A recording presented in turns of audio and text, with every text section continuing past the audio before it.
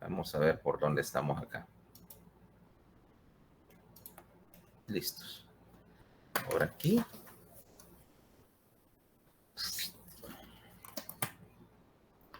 Ok.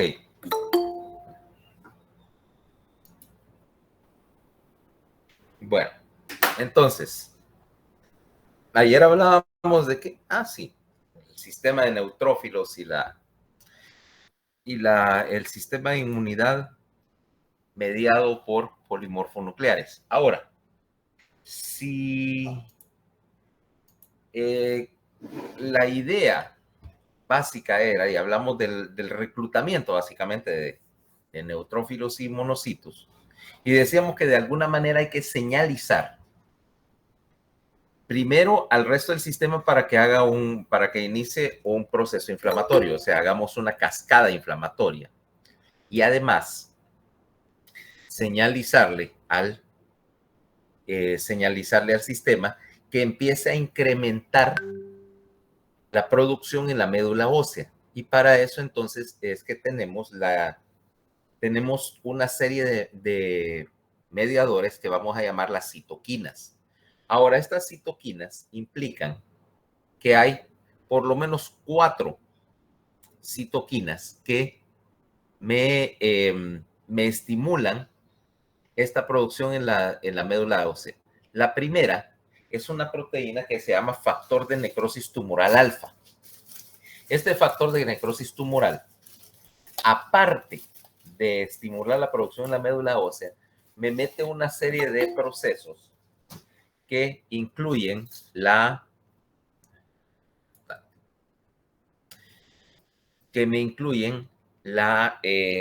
¿cómo se llama? Un cambio en el metabolismo, favorecen la necrosis de las células. Puta, no pueden llegar temprano. ¿Cómo se llama? Me favorece el cambio en el metabolismo, me induce, por ejemplo, el secuestro de algunas sustancias para negárselas a las bacterias. 2 es las interleucinas, en particular aquí tenemos un dibujo, la interleucina 1. De ahí tenemos estos 3 que dicen CSF, factores de crecimiento, factores de estimulación de colonias. Tenemos GM, CSF, que me estimula la producción tanto de los polimorfos como de macrófagos. El GCSF, que me estimula la formación de granulocitos, o sea, neutrófilos, eosinófilos y basófilos, y uno específico que es MCSF para la producción de monocitos. Al mismo tiempo, este proceso que puede ser por sustancias liberadas directamente por un macrófago, o obviamente un macrófago que se activó al detectar algo,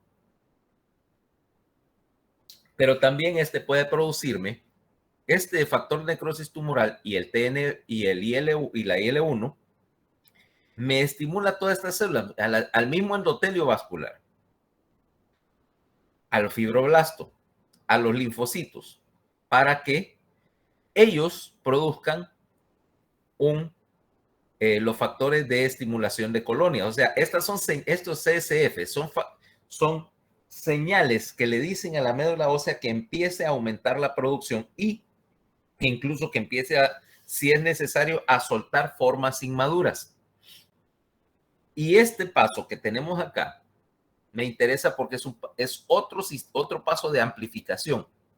Fíjate, estas hacen que empiece a liberarse no una, sino una gran cantidad de estos factores. Y el hecho de la amplificación es necesario porque una población de macrófagos no necesariamente es tan grande, activadas, en las etapas iniciales de la infección para que te estimule la médula ósea. Pero si yo hago un proceso de multiplicación acá, tengo una respuesta inflamatoria mucho más grande. De hecho, como decíamos ayer, algunos de los problemas que tenemos, por ejemplo, con el coronavirus, es cuando esta cascada se desboca y me manda una respuesta inflamatoria demasiado intensa, ¿va? Literalmente, como te decía, si yo me pongo a cazar cucarachas, voladoras o no, con una escopeta aquí en la oficina, el daño que voy a provocar es más que lo que realmente voy a obtener de beneficio. Ahora, hasta ahorita solo hemos hablado de los neutrófilos y de los monocitos y las otras dos células y las otras familias de células, los eosinófilos, los basófilos y en particular los linfocitos. Empecemos con el eosinófilo. Los eosinófilos tienen dos participaciones. Primero, son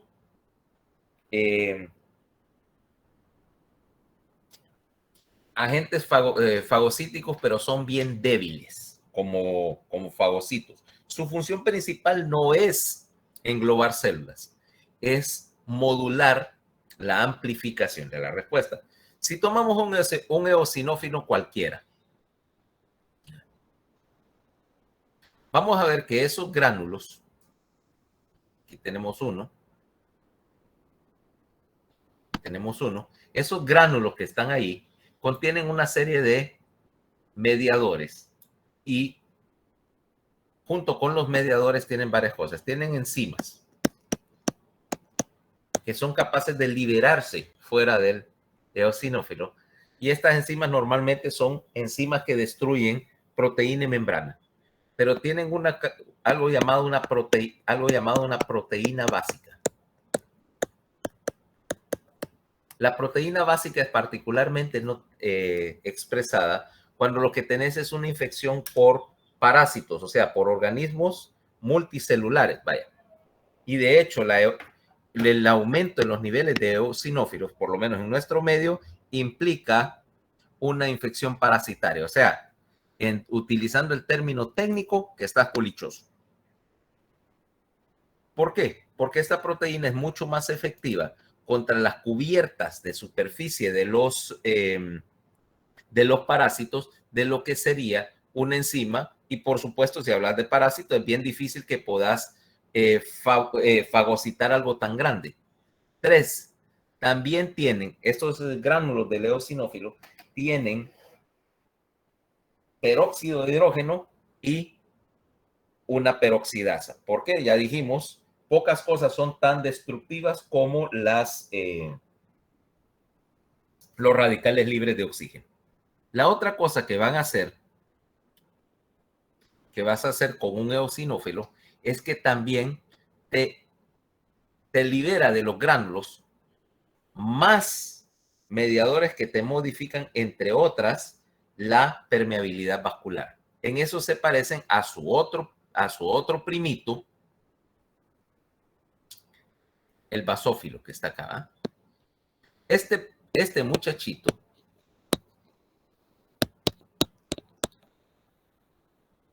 su función principal es liberar estos mediadores que tienen los gránulos: histamina, bradicinina. ¿Okay? Me produce incluso heparina. La histamina aumenta la permeabilidad vascular y dilata los vasos.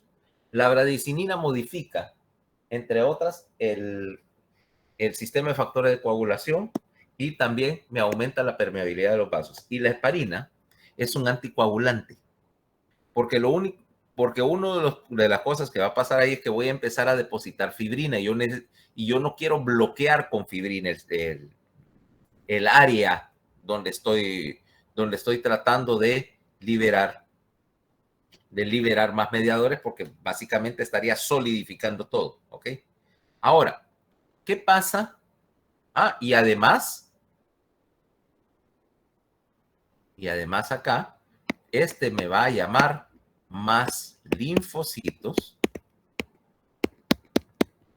y neutrófilos.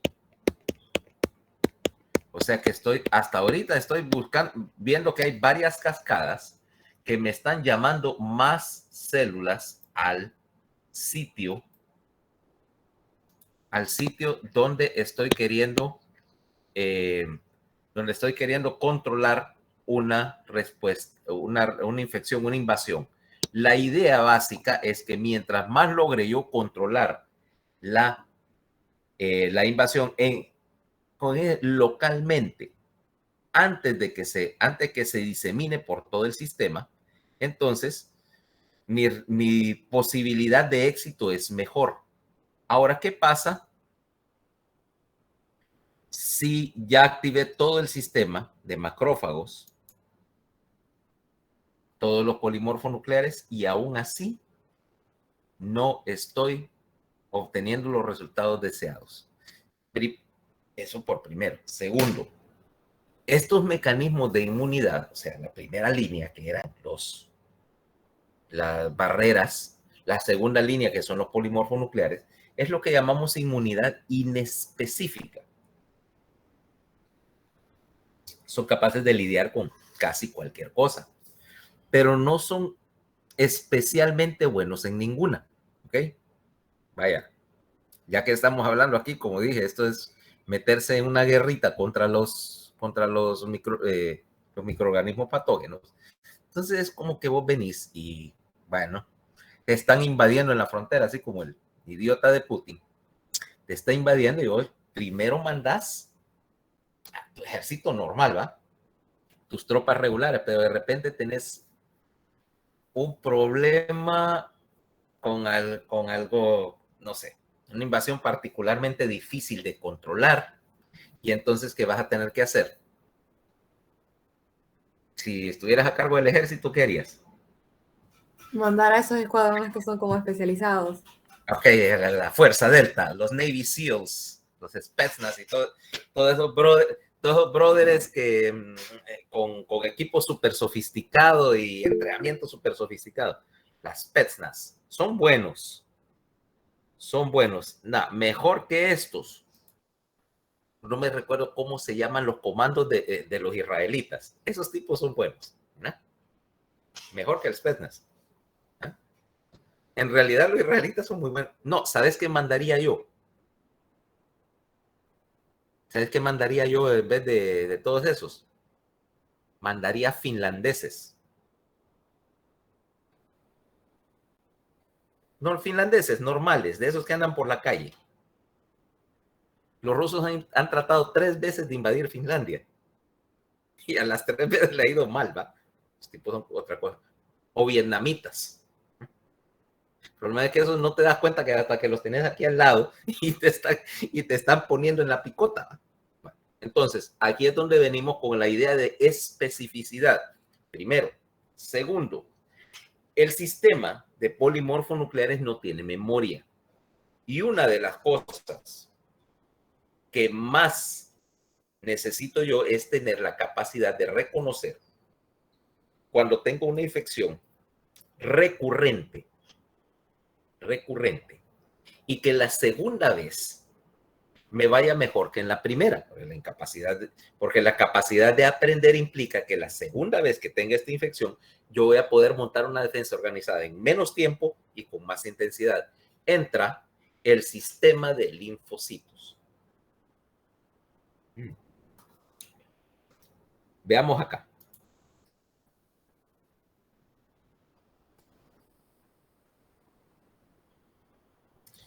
Hablábamos de que teníamos tres tipos, 3 familias de linfocitos, ¿verdad? Linfocitos T, linfocitos B y una variante que llamamos la célula NK, que es un tipo de linfocito realmente. Empecemos acá. Durante el embrión, las células precursoras hematopoyéticas, las multipotenciales que salieron del mesénquima, decíamos que se habían dividido en dos familias grandes. La primera era la que acabamos de ver, los polimorfos nucleares y monocitos, células grandes. Pero otra familia se va a empezar a diferenciar en una célula más pequeña, siempre con un núcleo único, y estas se van a convertir en lo que llamamos células progenitoras linfoides comunes. Okay. Las células progenitoras linfoides van a hacer 2 cosas. Una población va a empezar a migrar hacia el timo, ¿ok? para convertirse en los agentes de lo que vamos a llamar inmunidad celular. Inmunidad celular quiere decir que la respuesta principal va a ser mediado por un grupo de linfocitos que tienen funciones líticas más que fagocíticas, ¿no? O sea, un linfocito casi no, su función no es fagocitar cosas, es destruirlo químicamente, ya sea con enzimas o con un sistema de proteínas que sea capaz de literalmente hacerle agujeros a la bacteria o lo que sea invasor. Y la otra mitad, el otro grupo de células linfoides comunes, se va a quedar en la médula ósea y algunas van a migrar al hígado. En el hígado y en la médula, estas, decimos, se van a convertir en linfocitos B. Ayer hablamos de la idea del linfocito B y de dónde viene el B, ¿va? De la bolsa de Fabricio. Y estos linfocitos B van a ser responsables por la inmunidad humoral, o sea, la fabricación de anticuerpos. Proteínas especializadas en identificar, fíjate, un anticuerpo identifica a algo que no debería estar ahí. Lo neutraliza si es posible o lo destruye. Y además me proporciona la memoria del sistema. O sea que estos linfocitos B, después de que maduraron en el hígado, en la médula ósea, también van a migrar y ambos van a meterse al tejido linfático periférico, o sea, a los ganglios linfáticos y a las placas linfáticas. ¿Okay? Porque aquí entonces hablamos de que tenemos dos sitios donde estos mononucleares van a residir. Como decía, uno es los ganglios linfáticos que básicamente están cuidando las entradas del sistema linfático al sistema vascular. Pero la mayor parte del contacto con antígenos, con agentes, está a través de tus puertas de entrada naturales. O sea, aparato respiratorio y, más importante, aparato digestivo. Ayer estábamos hablando de que de nuestra fuente común de bacterias. O sea, Paola otra vez venía camino acá y esta vez se compró una bolsa de mangos más grande que la anterior. ¿Okay? Más bacterias. Bacterias, virus, parásitos, protozoos. ¿Quién sabe qué zoológico vive en los mangos que te acabas de... No. O una aún más traicionera. Porque no sé por qué a mí me atraen los mangos, pero sí hay una cosa que me llama la atención, es que las ciruelas, cuando están completamente maduras y rojas, no se tienen tengo cierta atracción infantil hacia ellas. ¿Ya? Son deliciosas, doctor. Con sal y tajín. Entonces, ahora, quiere decir que si estás ingiriendo esto, estás ingiriendo quién sabe qué cosa. Y el primer punto de contacto entonces va a ser la mucosa digestiva. ¿Ok? De hecho, porque vos podrás estar relativamente poco expuesto a tal vez a agentes que vienen por vía respiratoria. Estoy, por ejemplo, suponete que en la casa, no estoy saliendo de la casa, no entra nadie. Las probabilidades de que agarre un bicho respiratorio no son muchas, ¿no? Pero necesariamente a través del tubo digestivo, bueno, todos los días tenés que jugártela con el tubo digestivo, ¿no? Entonces, me permite hacer dos cosas. Uno es controlar a nivel del punto de entrada en la placa linfática, controlar lo que venga a través del intestino. Dos, es un perfecto lugar para enseñarle al sistema cuáles son los patógenos. O sea, si lo más probable es que un patógeno esté siendo reconocido en las mucosas, lo lógico es que el sitio de entrenamiento de las células B para fabricar anticuerpos esté ahí. ¿Okay? Y eventualmente, ¿qué es lo que sucede? Viene Paola, después de tantos años de andar comiendo chucherías, fuera de la casa, ¿eh? Porque, no sé, ahí en la en el kiosquito ese de la Salle, la cuenta que tenía era larguísima, pasaba comiendo a saber qué alimentos de procedencia dudosa. Y si no, solo esperaba que saliera y ahí frente a todo colegio, en todas partes del mundo, venden toda clase de cosas. ¿O me vas a decir que ahí no? No, doctor, sería alguien. No sé si no sé si alguna vez usted trajo a doña Carmencita. Ahí se ponían por la entrada principal. Pues, ya, mira, no, Ahí un viejito. yo a mi mamá casi nunca la iba a dejar y traer al colegio, pero yo estudié, estamos hablando de 35 años, pero es lo mismo. Mi colegio era de Bonia estaba cruzando la calle, o sea, yendo hacia La Mora, en donde da la vuelta, o sea, a 2 cuadras, a 2 cuadras de La Salle. Y yo pasaba por ahí todos los días. Bueno, en los lejanos tiempos en que no existía el muro del colegio, que era un cerco con los palitos de limonario, eso era en el cerco. Y por supuesto, la malla. Y yo sé que ahí en todo colegio del mundo se parquean. Entonces, con el tiempo, vos estás adquiriendo inmunidad y eventualmente no te va a enfermar todo. Diferente es, mira, para que veas el ejemplo, lo que es la inmunidad o cómo se aprende. Ya que vos conoces a mi mamá y su obsesión, su trastorno obsesivo compulsivo abarca la limpieza. Ahora imagínate, este niño, 4 años, más o menos, estaba a punto de entrar al preescolar. Antes de ello, me habían criado en la casa. Y mi mamá, bueno, y aparte siendo el mayor, y que estaba aprendiendo, mi mamá era literalmente, lo que más se gastaba en la casa era Lysol. Porque venía, por ejemplo, y se contaban mis tíos con gran diversión que yo andaba gateando por ahí, estoy hablando 9, 10 meses, estaba gateando y mi mamá iba delante de mí con un trapeador empapado de desinfectante, trapeando y desinfectando por donde yo caminaba. No sé cómo diablos no me quedé el pico por repararme en el desinfectante, pero que si yo iba a agarrar algo, ella adelantada de corrida, andaba un trapito con Lysol, con algo de desinfectante para limpiar las agarraderas de las puertas y todo lo que yo tocaba. O sea, criándome en ambiente estéril.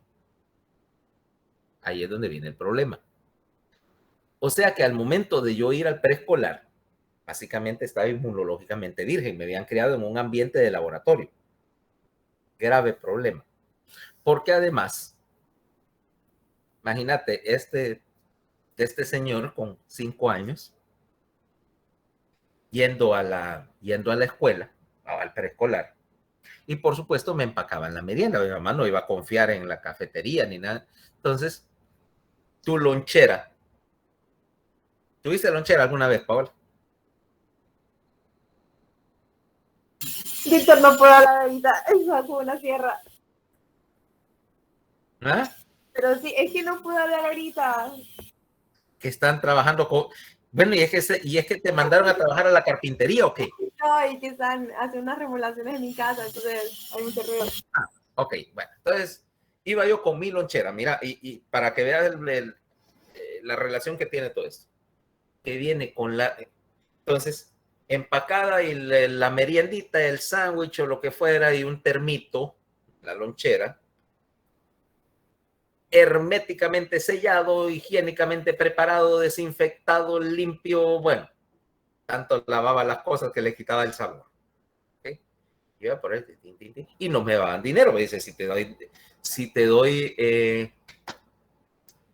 doy merienda, no te voy a dar dinero. Sí. Entonces me mandan al preescolar y frente al kinder había literalmente un universo de comida desconocida para mí, ¿verdad? El de los mangos, el de las naranjas, el donero, el de las, bueno, era en Guate, no había nieve, pero estaba el carrito de los helados, etcétera, ¿va? Y yo vengo y para mí eso, criado como gringuito, eso era comida exótica. Y que en mi casa mi mamá le iba a dar una patarata el día que me viera comiendo mango verde, ¿va? ¿Qué hacía este señor que estaba aquí cuando veía algo que quería y veía su monótono merienda que ya no le llamaba la atención? ¿Qué crees que hacía? Lo cambiaba. O la vendía para irme a comprar mangos, naranjas y toda clase de chucherías de esas de enfrente, ¿va? De la calle. ¿Qué pasó con este señor cuando empezó a meterse una serie de patógenos de la calle a los cuales nunca había visto?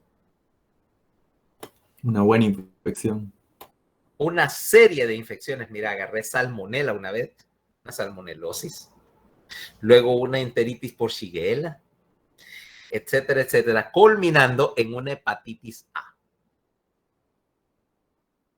Ahora, por supuesto, el pediatra que me veía, que había sido, de hecho, había sido compañero de escuela de mi mamá y la conocía desde niña, llega a ver y dice, pero ¿y este niño de dónde pudo ser? Porque conocía la casa, ¿va? Llega a ver y dice, pero este niño de dónde pudo haber sacado una hepatitis, si esta casa está más limpia que la clínica. Dice mi mamá, pero ¿cómo puede ser? No entiendo. No, porque evidentemente esa es una enfermedad de central de abastos, vaya, no de casa de niño fresa. ¿Y de dónde? ¿Y de dónde? ¿Y de dónde? ¿Ah? Total, que como mi mamá era tan obsesiva, le pasé la hepatitis a mi hermana y se la pasé a ella, por cierto. ¿Ah? Ahora, ¿qué pasó después? Una vez que yo ya desarrollé esa inmunidad, o sea, ya en algún momento de la escuela ya desarrollé la enfermedad, yo puedo ahora comer esencialmente cualquier cosa de la calle y no me pasa nada porque mi sistema ya aprendió. Ok. A Emilio, yo no dispuesto a cometer ese error, desde pequeño andaba conmigo, imagínate, Emilio con 1 año y medio, y me lo llevaba en las tardes, mientras yo estaba haciendo, al Mario Catarino Rivas. Ahora, ¿qué puede pasar cuando un niño viene, se le cae la galleta en el piso de la emergencia del Mario Catarino Rivas, la recoge y se la come? Uy, doctor. No les pasa nada, están aprendiendo inmunidad. Resultado, a los 3 años este tenía estómago de cute de crematorio. Le puedes meter cualquier cosa de cualquier origen y nunca se enferma. Porque vos entrenarse. Los niños tienen que ensuciarse. Ya, particular el tubo digestivo. Tienen que comer cualquier cosa dentro de los límites de la lógica, ¿va? Cualquier cosa. Si lo creas en medio estéril, el problema ya veremos que no solamente es que no aprenden a reconocer los patógenos externos, sino que va a tener mucho que ver con la manera en que regulen su inmunidad después. Y los estás haciendo propenso a que tengan una serie de enfermedades, por ejemplo, de enfermedades alérgicas y de enfermedades autoinmunes, porque no entrenaste el sistema a tiempo, después no sabe cómo reaccionar ni siquiera contra ellos mismos. Vamos a ver qué es lo que está pasando. Entonces, estamos acá y estamos entonces con que tu proceso de aprendizaje está desarrollando estos 2 sistemas de inmunidad humoral y celular, y las formas ya entrenadas de los linfocitos, los clones de linfocitos, van a migrar al tejido linfático periférico, o sea, a los ganglios y placas linfáticas, en donde vas a tener la responsabilidad de producir, 1, anticuerpos, y 2, linfocitos T, que son la regulación del sistema. ¿Ok? Los linfocitos B, de hecho, para producir anticuerpos primero tienen que migrar, y de hecho pueden migrar al tejido, en donde se convierten en células plasmáticas. ¿Ok? Ya veremos por qué. Ahora, como decíamos, estos linfocitos no vienen, ¿cómo se llama? No vienen entrenados, vienen nuevos. Ahora, ¿cómo entrenarlos? En primer lugar, veamos qué es lo que pasa con los linfocitos T. En un principio, vos tenés millones, literalmente, de diferentes variedades de linfocitos T y linfocitos B. Básicamente porque un linfocito es capaz de reaccionar a una sola cosa, ¿ok? Cuando vos creas, okay, cuando vos creas un linfocito, cuando estás diferenciando en la etapa embrionaria, estos linfocitos, ya sea T o B, van a expresar una serie de genes que codifican en el linfocito B la producción de anticuerpos y en el linfocito T el reconocimiento de células, ¿okay? Una serie de marcadores en la superficie que son capaces de reconocer cualquier cosa. Ahora, como yo no sé, fíjate bien, yo no sé con qué me voy a encontrar. ¿Okay? Imagínate, es como que yo viniera y puesto con la idea de las llaves y la cerradura. Suponete que yo tengo que entrar a un lugar y necesito las llaves. Ahora, no tengo las llaves, no sé cuál es el diseño de la cerradura. Entonces, ¿qué es lo que hago? Fabrico millones de llaves. O sea, con todas las diferentes combinaciones de las puntitas que tienen ahí y todos los diferentes diseños de llaves. Tengo millones de ellas. Y las empiezo a probar una por una. Una tiene que pegar, ¿va? ¿Estás de acuerdo?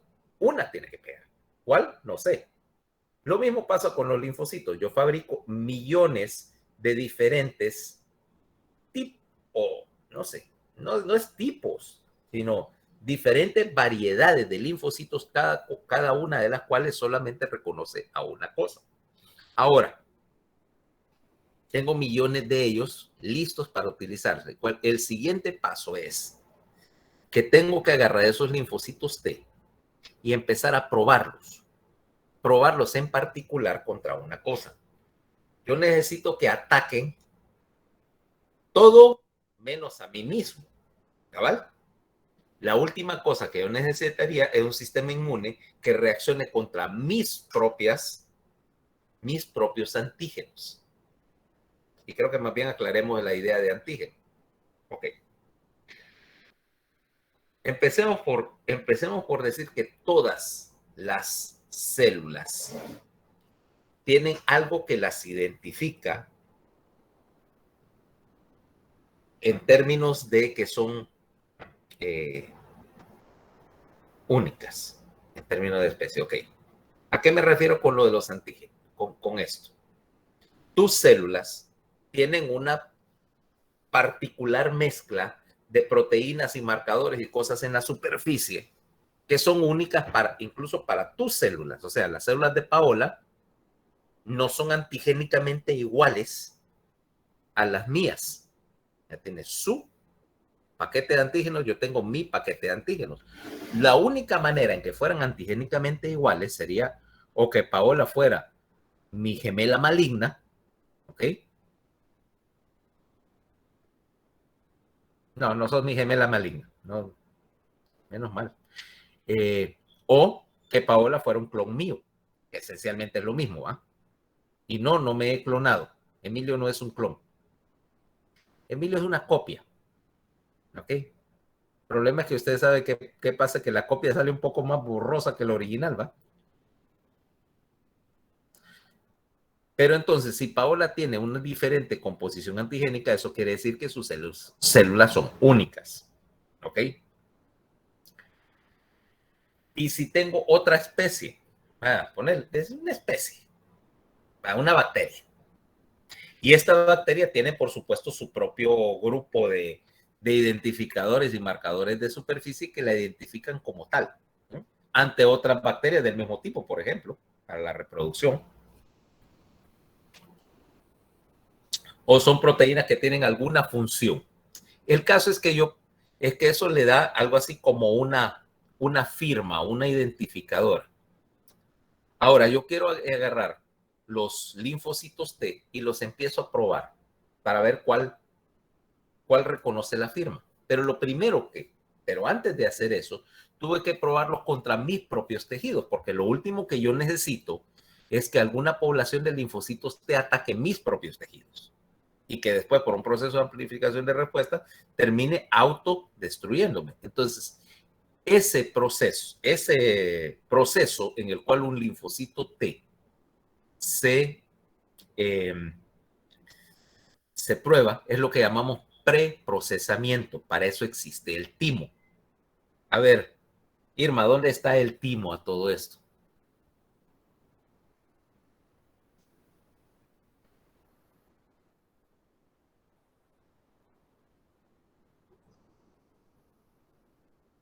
Está en la entrada del tórax. Para que aclaremos, está en la entrada torácica. Entrada o salida, como querrás llamarlo, ¿verdad? En el punto donde el cuello y el tórax se unen. Ahora, este timo, que ya en los adultos es una estructura vestigial, durante tu primera infancia es más grande que el tiroides, es un órgano bien grande, porque ahí estás haciendo ese procesamiento, ese preprocesamiento. Primero lo que vas a hacer es agarrar todos los miles de variedades de linfocitos T y empezar a probarlos contra tus células. Si un linfocito T reacciona contra una célula corporal, hay que destruirlo, ¿ok? Porque quiere decir que cuando se multiplique más adelante, tendrías una enfermedad autoinmune a punto de ocurrir, en potencia. Entonces, primero probar los linfocitos T contra todos tus antígenos de superficie, o sea, todos tus marcadores de superficie.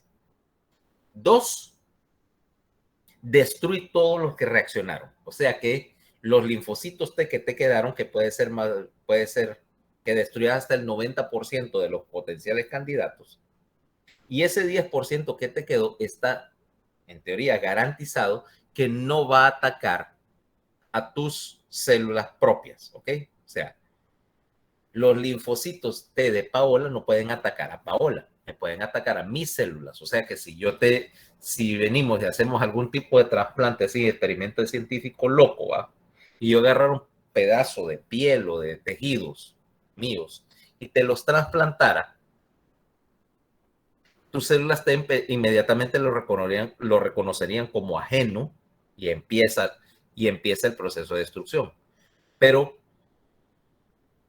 yo te puedo agarrar, sacar un pedazo de piel, Paola, cultivarlo, ¿ok? En cultivo celular para ampliarlo y luego regresártelo. Esa es una manera de hacer injertos con cultivo celular. Es una técnica más o menos nueva. Se usa por ejemplo, para quemaduras extensas. Agarro un poco de tus células cutáneas y las cultivo. Luego, obviamente, estoy haciendo crecer un pedazo de piel y ese pedazo de piel lo voy a retrasplantar. No necesito ningún tipo de medicación especial porque son tus células. Tienen una plaquita ahí de identificación molecular. Entonces, hacemos preprocesamiento de los linfocitos y una vez que se preprocesaron, van a reducir, ¿ok? Una vez que ya terminaste el procesamiento, vas a reducir entonces la variedad de linfocitos T y los que están, vas a también a empezar a producir y a regular una población de linfocitos T que resultan ser algo así como los reguladores del sistema, ¿ok? Porque aquí vamos a tener que estos linfocitos T se van a clasificar en 3 familias. Linfocitos T colaboradores o helper, linfocitos T supresores. Aquí es donde, como te decía, viene la idea de que yo puedo bajarle a la respuesta inmune, no voy a mantenerme en un estado de alerta permanente, y las células NK, que son una variante del linfocito T, que son capaces de destruir y fagocitar células por su cuenta. Por eso, NK de Natural Killer, ¿no? Como te dije, los entrenaban viendo películas de Quentin Tarantino. Mientras tanto, los linfocitos B, Los linfocitos B al mismo tiempo que espera, no he terminado. Este timo y este proceso de preprocesamiento va a durar desde un poco antes del nacimiento hasta aproximadamente los 2 años de vida. A los 2 años, más o menos, tu sistema inmune se estabiliza, por así decirlo, porque ya aprendió a reconocer, primero, lo que es propio. Segundo, la mayoría de los antígenos o de los patógenos más importantes, los más frecuentes. Entonces, de hecho, eso lo puedes ver. Por ejemplo, tomemos a cualquiera. Irma, ¿cada cuánto te da una gripe? Ahora.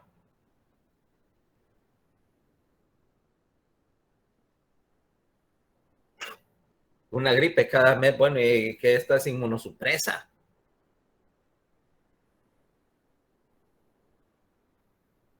Arruinada. Bueno, ahora, una vez al mes es bastante. Pero tomemos el caso. Ok, ¿e infecciones intestinales? Casi nada. Ahora mira, compara eso con cuando tenías 6 meses. El niño a los 6 meses a cada rato, si no están mocosos, están revueltos del estómago, ¿eh? Es común, porque todavía no han consolidado, todavía no saben no saben montar una defensa. Durante los primeros 2 años que estás haciendo preprocesamiento y entrenamiento del sistema, es cuando vos tenés tu sistema inmune más, fíjate, más activo. De ahí vas a regular hacia abajo, vas a evitar que esté tan violentamente activo. Por eso es que, por ejemplo, los esquemas de vacunación lo haces durante los primeros 18 meses de vida. O sea, te vacunaron siendo pequeña por lo menos contra las enfermedades que son, primero, que son vacunables. Segundo, las más peligrosas, o sea, poliomielitis, difteria, tétano, sarampión, hepatitis B, todas las cosas que están en el esquema de vacunación. Durante esa fase, porque es cuando tu sistema inmune está más preparado para reconocer y aprender. No quiere decir que no funcione después, porque vaya, para ese efecto te pusieron dos disparos de vacuna contra el coronavirus o 3 y todo muy bien, va. El sistema funciona toda la vida, pero estamos hablando de esta fase de los primeros 2 años donde estás aprendiendo a reconocer todos estos patógenos. Es más, ¿qué pasaría si... No, dejar las inmunoglobulinas para la siguiente sesión. Esa es otra historia. Y no ayuda. Y no ayudan. Porque no te sirven para aprender. La idea del sistema inmune, o lo que estoy tratando de recalcar acá, es que vos estás queriendo aprender a reconocer lo que tenés que combatir más adelante. La inmunidad que viene por la leche materna es prestada. Es prestada. No es que no sea importante, pero es prestada. Ahora, ya perdí el hilo de lo que estaba diciendo. Ahora, como te decía, hagamos este experimento. ¿Qué pasa si yo agarro un pedazo de tejido mío, células mías, y de alguna manera pudiera trasplantárselas, qué sé yo, a Paola intraútero, ¿ok? Un experimento embrionario que yo me inyecto células mías de alguna manera a Paola antes de que desarrolle toda esta inmunidad. ¿Qué sucedería con esas células?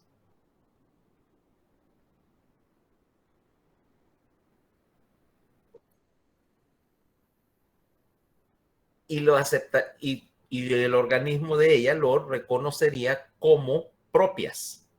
¿Ok? Fíjate bien, cualquier introducción de material genético o de material antigénico antes de que el sistema aprenda a reconocer los ajenos, se va a tomar como propio, ¿ok? Es lo que llamaríamos una quimera. Y si en las fases tempranas del desarrollo embrionario empieza a saber que experimento loco de mezclar dos especies, inmunológicamente la mezcla lo ves como normal, o sea, siempre ha estado ahí. El sistema de reconocimiento de, bueno, son dos células diferentes, dos tipos de antígenos diferentes, pero los dos son propios. Cheque. Y entonces no rechaza. Podrías trasplantar células de uno a otro sin rechazar. Conste, eso funciona a nivel de individuo, no quiere decir a nivel de especie, ¿verdad? Porque dentro de una especie, mientras más complicada, o mientras más compleja, perdón, es una especie, más variedad antigénica hay. O sea, las bacterias, como son simples, todas son antigénicamente iguales. O sea, dentro de una especie, todas las salmonelas son casi iguales. Pero los humanos, cada quien es diferente, ¿eh? Porque la complejidad de un organismo aumenta también la complejidad de su sistema inmune. Ahora, vamos para acá. Doctor, pero Ajá. los cambios no serían como heredables, o sea, a mi descendencia. No, no son heredables. No son heredables. Tu sistema inmune no se hereda. O sea, si vos desarrollaste, por ejemplo, inmunidad contra, vaya, fuiste a algún lugar, desarrollaste alguna infección exótica, desarrollaste inmunidad, pero no le puedes pasar inmunidad a tus hijos. Permanente, pues. Porque de hecho, no funcionaría. Veámoslo así. Tu composición antigénica, o sea, tus marcadores de superficie, son propios tuyos. No los compartís exactamente con nadie. Porque no tenés ninguna gemela, ¿va? No, doctor, no tengo. Se parecen mucho, obviamente, a los de tus hermanos o hermanas. Se parecen mucho a los de tus padres, pero no son iguales. Cuando desarrollaste en el periodo de preprocesamiento, tu composición antigénica es única. Tu sistema tuvo que aprender a reconocer los antígenos de Paola. Si vos le heredaras a tu descendencia ese entrenamiento inmunológico, sería más bien un problema, porque entonces tienen la memoria inmunológica de Paola, pero son otra persona. Ya ves el conflicto. Cada sistema inmunológico tiene que entrenarse individualmente. Para un individuo, valiendo la redundancia, tiene que formar su propia determinación de qué es lo que es propio y lo que es ajeno. Incluso decir, ok, ¿qué pasa si pudiera heredar la inmunidad contra, por ejemplo, la gripe, ¿okay? O el coronavirus? Es decir, ok, dentro de tantas generaciones, yo estoy empezando a heredarle a mis hijos los genes que codifican la inmunidad contra el coronavirus. ¿A eso te está refiriendo? Bueno, en primer lugar, es un proceso lento. Segundo lugar, la determinación del sistema de antígenos anticuerpos, las pruebas son esencialmente al azar, o sea que bien, no hay manera de guiarlo. 3, para cuando pudieras pasar eso genéticamente a tu descendencia, adivina qué hizo el coronavirus. Mutó. Mutó. Entonces ya no te sirve, ¿me entendés? El problema es que el sistema de hecho se está reentrenando constantemente porque los virus mutan. Vaya, mira, por ejemplo, con el coronavirus, que es un ejemplo de lo que sucede con respecto a los antígenos, o sea, al lado invasor del asunto. Ese es un virus nuevo. Cuando tenés un virus nuevo o un agente nuevo, viste la primera oleada hace casi 2 años. Empezaron un montón de casos y una mortalidad alta. La mortalidad en parte era obviamente porque todavía no sabíamos cómo manejar esto. O sea, los esquemas de tratamiento no estaban completamente desarrollados, etcétera y etcétera. Y entonces tenías aquel montón de casos, las unidades de cuidados intensivos llenas. Pero si vos tomás a un virus o cualquier agente infeccioso que quiere sobrevivir mediante el expeditivo uso de utilizar el material genético de otra especie para multiplicarse, vos tenés que tener un balance. ¿A qué me refiero? ¿Cuál es de todos los patógenos, de todos los agentes infecciosos conocidos en la Tierra, cuál es el más exitoso? ¿El de la gripe? Que es otro coronavirus. La mayoría, hay adenovirus, pero la mayoría de los virus de la gripe común, del resfriado común, son un coronavirus de otra especie, ¿verdad? de otro diseño. ¿Y por qué es exitoso?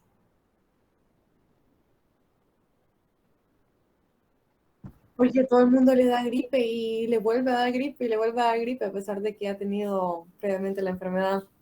Bueno, realmente es lo que pasa, es que tenés miles de diferentes variantes del coronavirus de la gripe. No, es exitoso porque es súper contagioso, pero no te tira en cama. Ok, mira, si yo agarro una infección seria, ponele, no sé, ébola, yo no voy a andar por ahí regando el ébola virus, pero el coronavirus de la gripe es exitoso porque, en primer lugar, es fácil de diseminar por vía respiratoria. Número 2, te causa una enfermedad tan leve que yo puedo ir a trabajar con una gripe, estornudando por todo lado. Imagínate, ando estornudando en el cine o en el food court y pasándole la gripe a medio mundo. O sea, estoy ambulatorio y mientras más el huésped ande por ahí, más lo riega. El éxito en términos de virus implica a ver a cuánto se lo puedo pasar en un periodo de tiempo. Okay. Ahora, ese es un virus ya establecido. ¿Qué pasó con el coronavirus? Empezaba y era tan potente, o más bien, tiene una combinación bien fregada, que es potente y además desencadena una respuesta inflamatoria e inmune demasiado potente. Los pacientes con coronavirus estaban muriendo por lo que llamamos una tormenta de citoquinas. Literalmente estaban cazando mosquitos con escopetas. Okay. Una de las cosas que se hace ahora, por ejemplo, le das esteroides, le das, ¿cómo se llama? Tocilizumab, que es un anticuerpo que más bien inmunosuprime, fíjate, para bajar la respuesta inflamatoria. Ok, ¿qué pasó después? El coronavirus está aprendiendo, está mutando y como es bien reciente todavía, literalmente no ha encontrado su puesto en el ecosistema y está cambiando rápidamente. Resultado, mira qué es lo que pasa, la variante actual, famoso Omicron. Omicron no te provoca casi síntomas, se está convirtiendo en una gripe con pretensiones. No es que no sea peligroso porque puede volver a mutar al azar y convertirse en otra variante letal. Pero, por ejemplo, a mí me dio el dichoso Omicron, cortesía de Emilio. ¿Qué crees que tenía? ¿Qué sentía yo? Algo así como una gripe normal. Ni eso. Era asintomático. De hecho, Emilio lo agarró de uno de sus primos, o primas, una de ellas, cuando vinieron a que se les ocurrió venir acá y ponerse a ver, ¿no? Cualquier película babosa de esas de superhéroes en la laptop, ¿vale? Que están poniendo, como la gorda tiene yo no sé cómo consigue cuenta de Netflix, de Amazon, de Disney Plus, bueno, no sé qué película estaban poniendo. Entonces, vamos a verla porque yo tengo la cuenta de la película, del servicio ese de películas. Entonces, lo agarró de un asintomático. Emilio andó como 3 días con una gripe. Literalmente no tuvo ni fiebre. Y todo muy bien. Y todo muy bien. Cuando está como al cuarto día mi esposa, que como le digo yo, ella ve coronavirus hasta en la sopa, me dice, no, que hagámosle la prueba, que es un coronavirus. Le digo, no, hombre, esa es una gripe, mira que no parece, no, que puede ser la nueva variante. Hacéselo, vaya. y sale positivo. ¿Ah? Ahora, Emilio, obviamente pasa la mayor parte del tiempo aquí cerca mío. Me dice, a vos también, ya vos hay que hacer la prueba. No, ni me la haga, le digo, sí. O sea, eso ya es un hecho consumado que si este lo tiene, yo también lo tengo. Total, a todo el mundo en la casa le dio. A mí, como te digo, la mayor molestia que me dio fue la metida del hisopo, ¿ah? Porque el virus está buscando. Ahora, fíjate bien, mira la diferencia. Si hubiera agarrado la variante tradicional, coronavirus alfa, SARS-CoV-2 alfa, hubiera terminado en el hospital, probablemente ingresado. Tenía Omicron, me lo pasó a mí, se lo pasó a la mamá que no lo había agarrado en 2 años trabajando en la unidad de corona del seguro y lo vino a agarrar a la casa. Otra, o sea que Emilio va causando, ya es la segunda vez que Emilio hace una tontera como esa, porque Emilio causó una epidemia una vez. ¿De qué, doctor? De varicela. Eso fui yo en la casa, doctor. A mi mamá y a mi papá no les había pegado, me pegó a mí, ni modo. Oí la que hizo Emilio, para que veas cómo lo de la transmisibilidad, porque de hecho esto es parte de la idea. Tenía 6 meses, ¿ok? Mi esposa se había ido del social, entonces Emilio se había quedado conmigo y por supuesto con la empleada. En una de esas, la muchacha, su único trabajo era pasar pendiente de este baboso. Y entonces me dice, fíjese que el niño yo lo miro raro, como que se va a enfermar por esa. Está malhumorado, está gruñón, no quiere comer. Ah, ya lo veo, no se miraba nada, un poco irritable, ¿va? Mira, prepárame el paquete de cosas, me lo voy a llevar al Catarino. Yo iba a trabajar al Catarino, obviamente, me lo voy a llevar. Todavía mi esposa se porta, no, que no sé qué, que para qué te lo vas a llevar. ¿Y a dónde más querés que lo lleve? Si le da fiebre algo, estoy en el hospital. Si el niño le da fiebre, tengo dos o tres especialistas en pediatría para hacerlo y todos los recursos de la UCI. Vaya, ¿a dónde más querrías que lo lleve? Bueno, me lo llevo, ya sabes, está en las canastitas esas, el carricoche ese que andan los bebés. Llego yo y están las alumnas de 5º año de la Chastólica. Llego yo con la carretita, lo parqueo en lo que estoy pasando de visita y claro, ya en que, ¡hey, un bebé, qué lindo, que no sé qué bonito! No molesten a Emilio, por favor. Déjenlo ahí, que anda medio de malas. No, ¿qué hay? No, que usted qué malo, que déjenos agarrar a su niño. Emilio anda con fiebre. Ustedes no les enseñaron que uno no debe andar chineando cipotes con fiebre, sean quien sea. Ay, no, que no sé qué, nosotros lo vamos a cuidar. Entonces ya vienen ellas así, que chineando a Emilio para acá y la otra y pasame el bebé, que no sé qué. Total que este se restregó con todas las estudiantes de medicina. Bueno, te regreso a la casa, ya llegando a la noche, ya le veo la primera ronchita de varicela. Ay, no. Ya sé que tenemos. Es una varicela, tranquilo. Ya le va a pasar, le calculo ahí su dosis del. Tranquilo, ahí quédate porque sí, menos mal no lo metí a pediatría. O tal vez él ya lo había agarrado en pediatría el Catarino cuando andaba paseando. Bueno, ahí déjalo. Por lo menos ya sabemos que una varicela no es una cosa grave. Como a las 2 semanas llegó yo a la emergencia y no había nadie. Yo como estaba acostumbrado a ver aquel montón de estudiantes que andan ahí estorbando, básicamente. ¿Y dónde están todos los alumnos? Le digo. No, es que usted no sabe. ¿Qué pasó? Que la católica casi tienen que suspender clases porque todas las alumnas están contagiadas de varicela y en cama. ¿Quién habrá sido, verdad, doctor?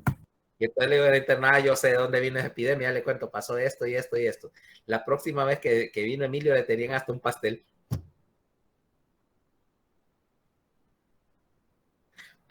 En celebración de haber causado la primera epidemia en la historia de la Universidad Católica.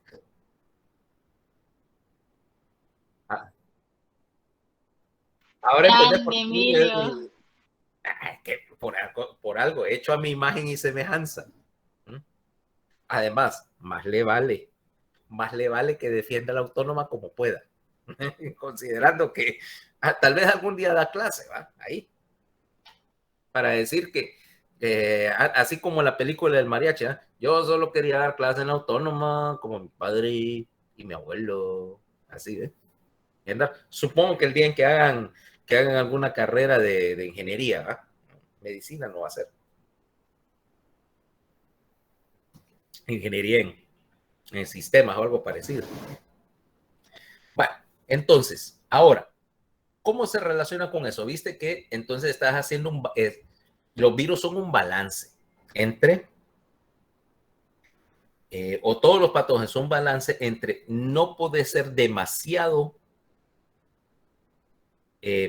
potente y matar a tu huésped antes de que te puedas transmitir, porque entonces no funciona. Por ejemplo, el ébola es mucho más, o sus parientes, Lassa, Junín, Machupo, son una serie de virus que son increíblemente mortales, vaya. Pero no han conquistado el mundo. ¿Por qué? Porque son tan violentos que básicamente no da tiempo a transmitirlo.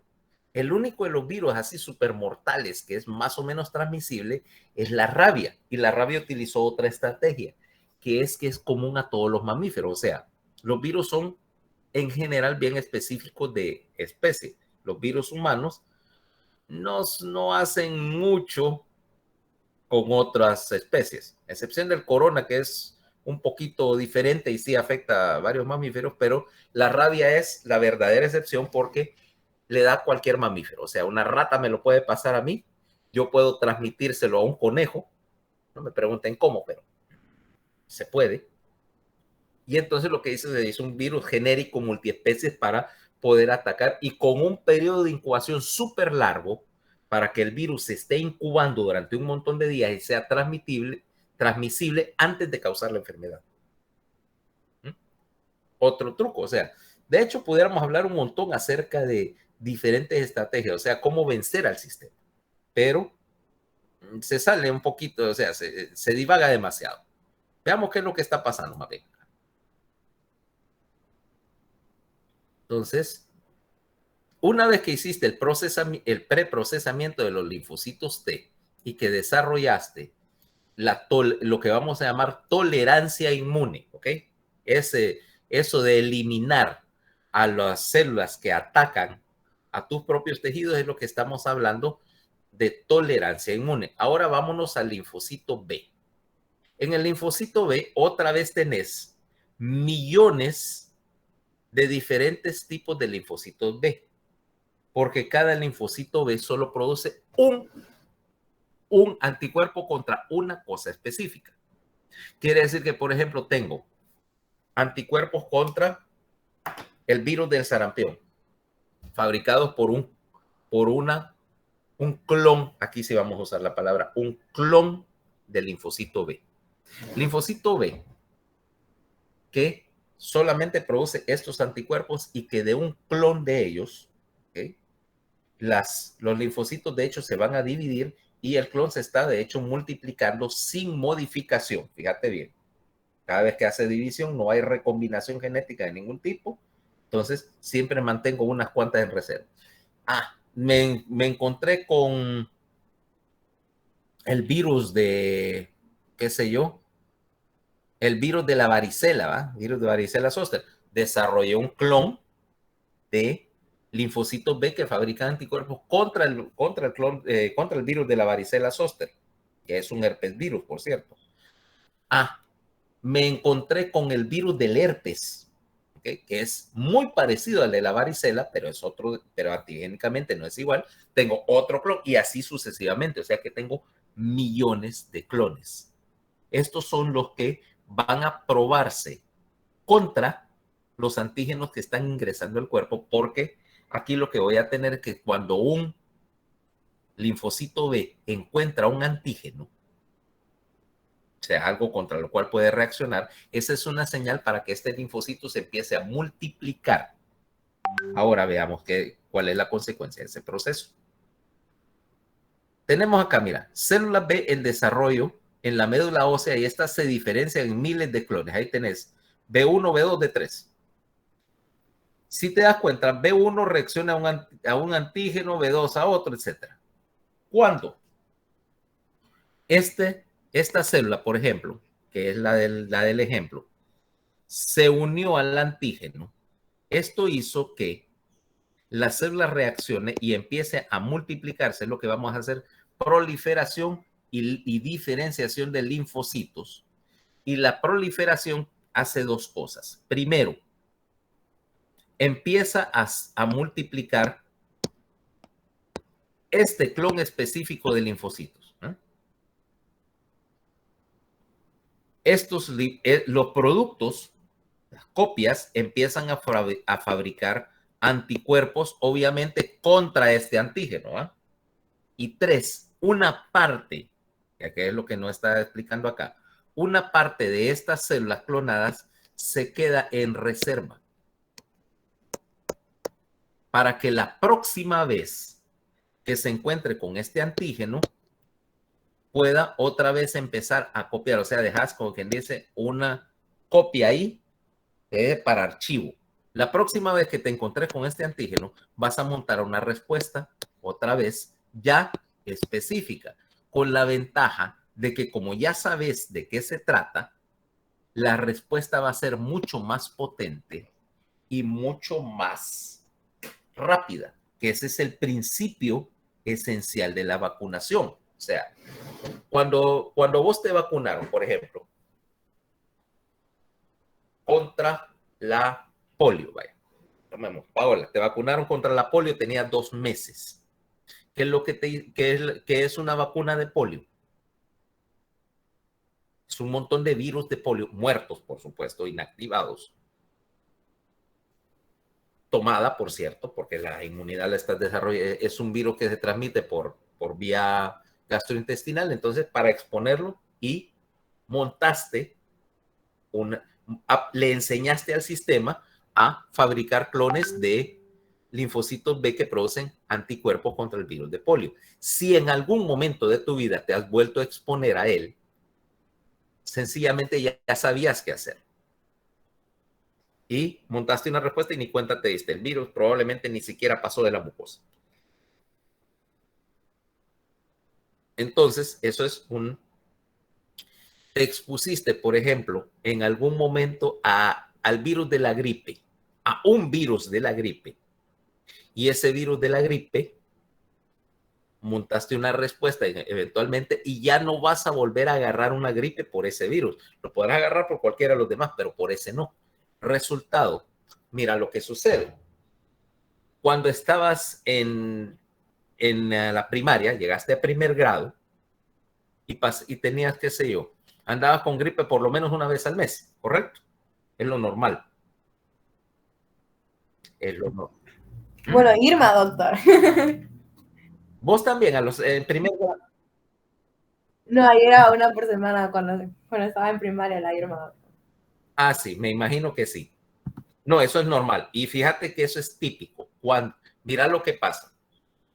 La primera semana de clases, en particular en una escuela y en los primeros grados, la primera semana de clases, todos los niños andan mocosos. ¿Ok?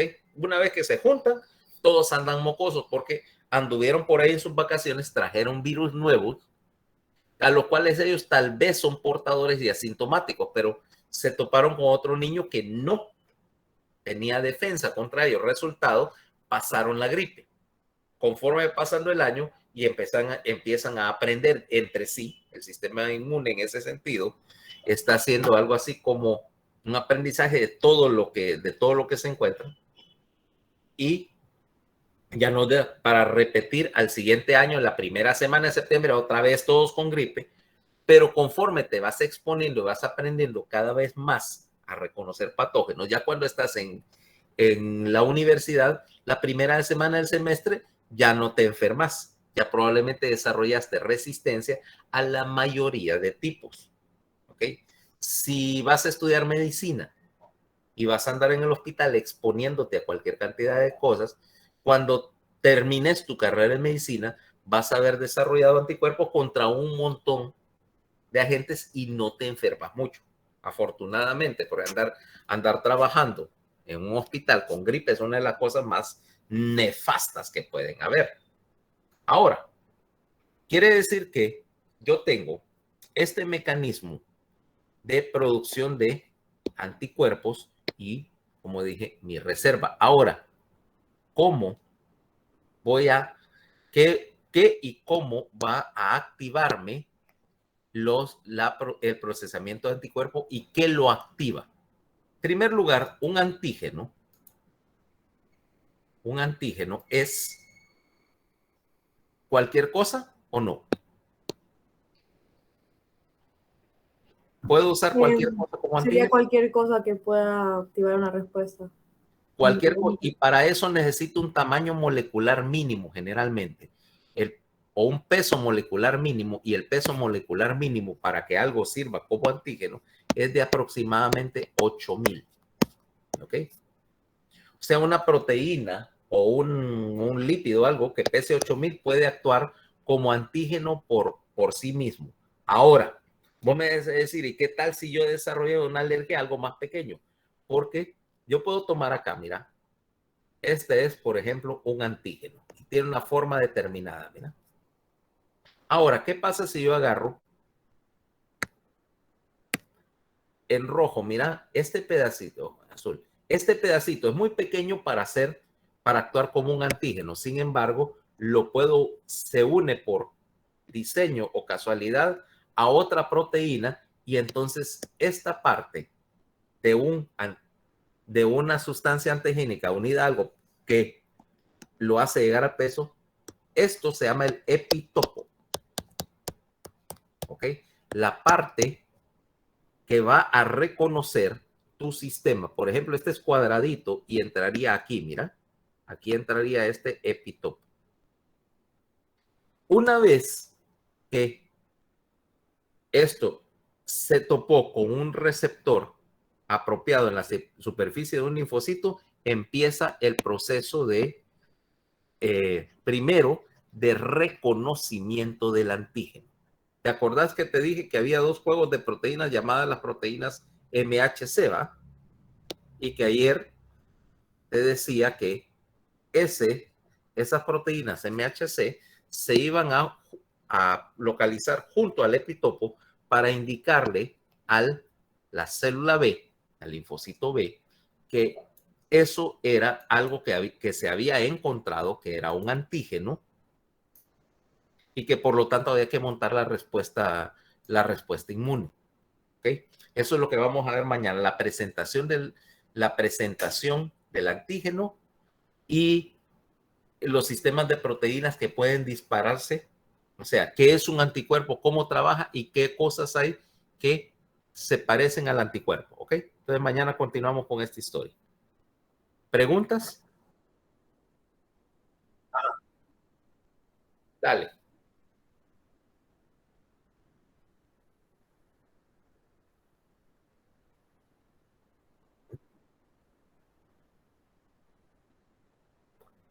Bueno, con un trasplante de órganos, y la pregunta está buena, fíjate, no es salida del tema, es parte.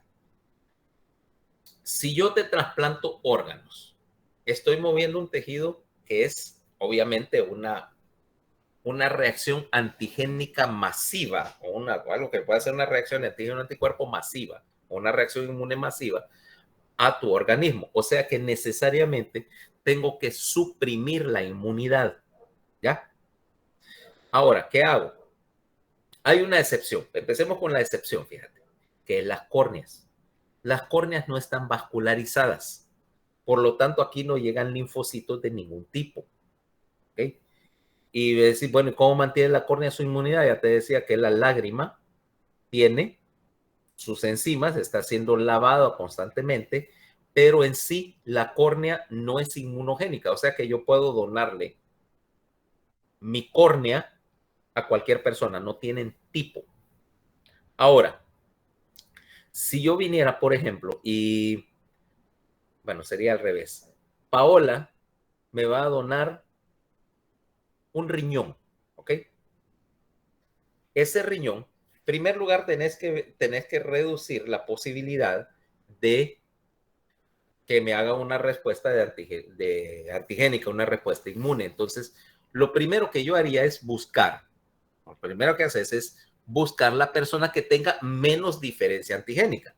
Por ejemplo, si Paola tuviera una gemela, su gemela es la candidata ideal para donar para un trasplante porque son la misma persona, suponiendo que sean gemelos idénticos, son la misma persona antigénicamente. Yo puedo trasplantarle cualquier órgano de un gemelo a otro y no pasa absolutamente nada porque son lo mismo. Para el inmune, en términos inmunes, son lo mismo.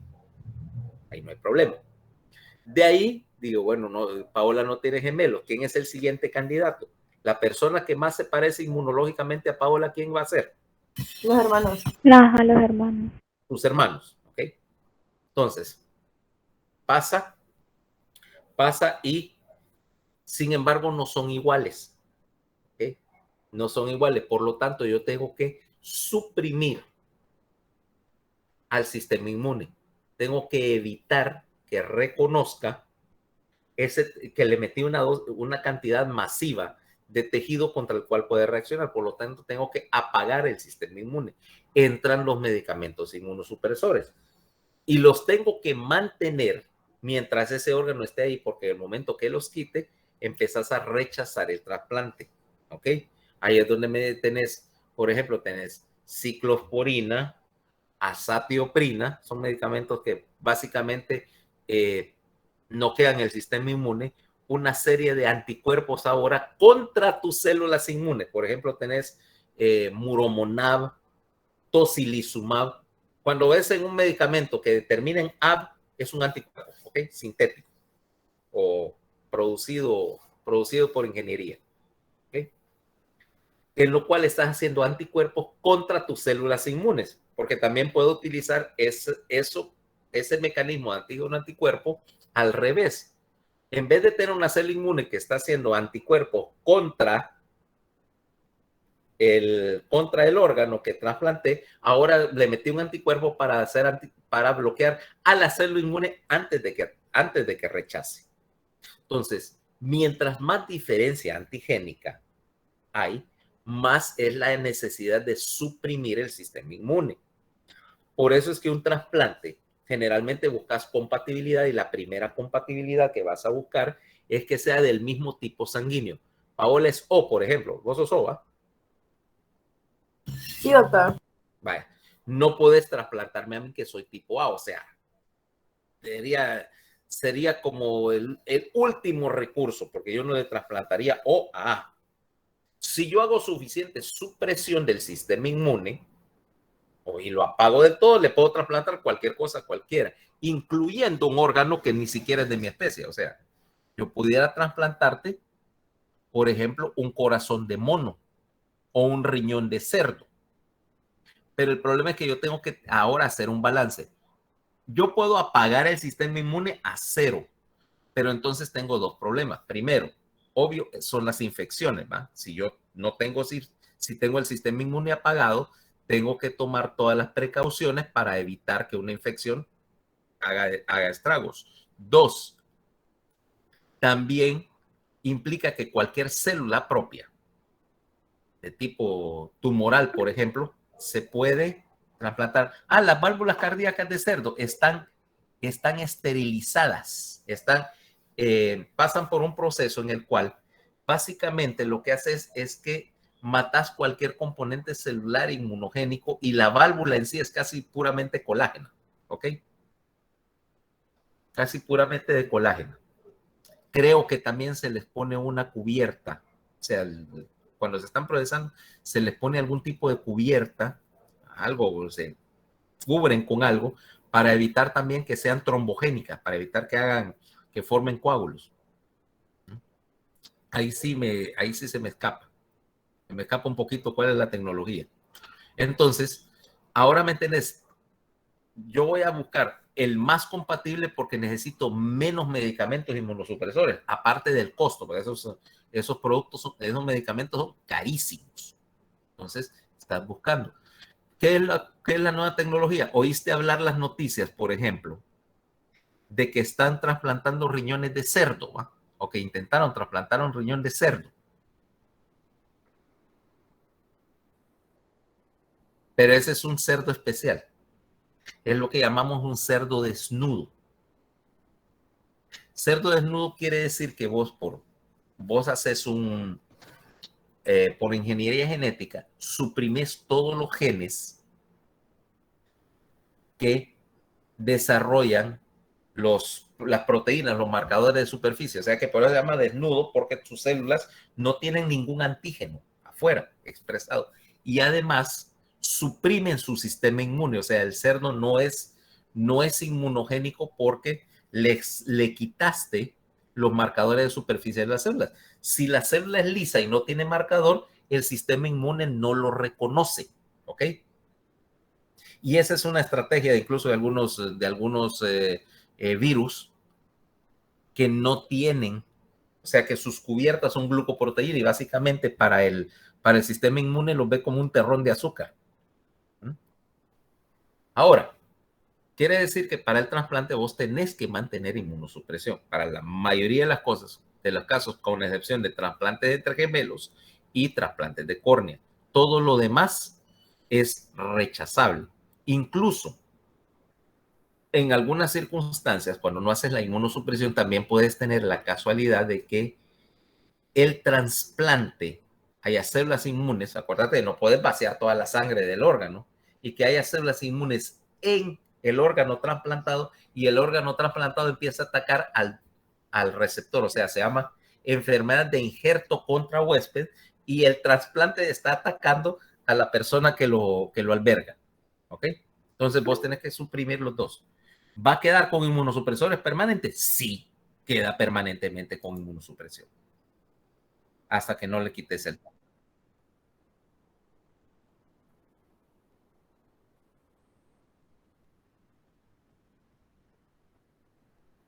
Mira, para las infecciones, generalmente lo que te preocupa cuando tenés un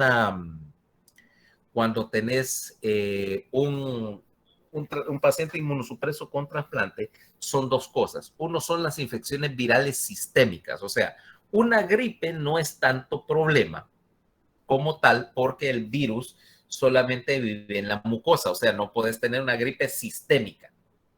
¿Ah? Generalmente es un virus de la mucosa. Espérate, que ustedes se desbocan.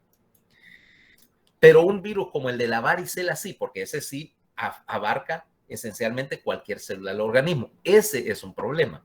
Que si vos desarrollas cáncer por uso de inmunosupresores, sí, porque acordate que uno de tus principales trabajos del sistema inmune es estar localizando y destruyendo células tumorales dentro de tu propio organismo. Ponele, ¿cuáles son las probabilidades de que yo ahorita, aquí en esta oficina, me encuentre con un agente infeccioso externo? Muy pocas, ¿va? Y si no he salido de la casa ni ayer ni hoy, mis posibilidades de contagiarme si no tengo interacción con nadie no son muchas. Sin embargo, las probabilidades de que agarre, de que en este momento una célula dentro de mi pulmón, por ejemplo, se esté convirtiendo en cancerosa, es razonablemente buena, ¿no? Y la tengo que eliminar con el sistema inmune. Ahora imagínate un cáncer creciendo del montón de células tumorales que le salen a cualquiera de ustedes cada día. ¿Ah? Porque, por ejemplo, viene, qué sé yo, Cristel, que es más que blanca, ¿ah? Y anda en el sol. Y el ultravioleta puede hacer que una de sus células cutáneas de un melanocito se convierta en una forma maligna y estás incubando, en principio, un melanoma. Tu sistema inmune se tiene que hacer cargo de eso. Pero ¿qué tal si el sistema inmune está suprimido y ahora, por estar suprimido, ¿cómo se llama? Ese tumorcito empieza a crecer y a crecer y a crecer sin que nadie se da cuenta, vas a terminar con un tumor. ¿Ah? Entonces sí es posible desarrollar, y la incidencia de cánceres asociado a inmunosupresión no me la sé, pero mañana te voy a decir cómo anda. En particular, cánceres de piel, leucemias y cánceres sanguíneos, porque acordate que el sistema también se está patrullando a sí mismo, ¿okay? Evitando que un clon de linfocito se active equivocadamente o una célula hematopoyética empiece a dispararse y el sistema la suprime. Ahora tenés, por ejemplo, cánceres de leucemia o cánceres de tejido linfoide que se permitieron crecer porque el sistema inmune no los detuvo a tiempo. Entonces sí, y eso implica que mientras tengas inmunosupresión tenés un riesgo aumentado de cáncer y obviamente el momento que le quite la inmunosupresión empezás a rechazar el órgano.